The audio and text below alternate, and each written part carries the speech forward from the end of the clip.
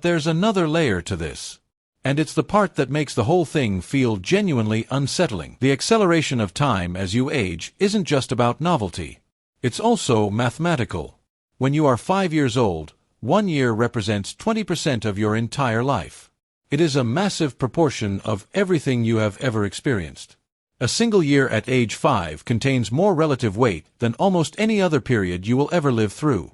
When you are 40, 1 year represents 2.5% of your life.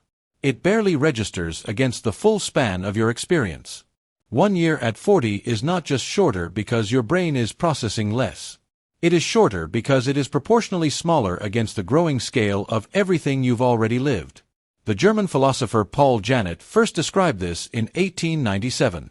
He argued that the apparent length of any period of time is proportional to the total length of life already lived. The older you get, the smaller each new year becomes relative to the whole. Each year you live makes every subsequent year feel shorter. Not because anything is going wrong, because the denominator keeps growing.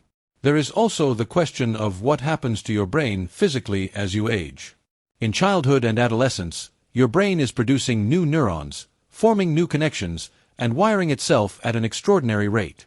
This is the same neurogenesis process that researchers at the Hospital for Sick Children in Toronto identified as a defining feature of early development. A young brain is not just learning more, it is literally building new architecture every day.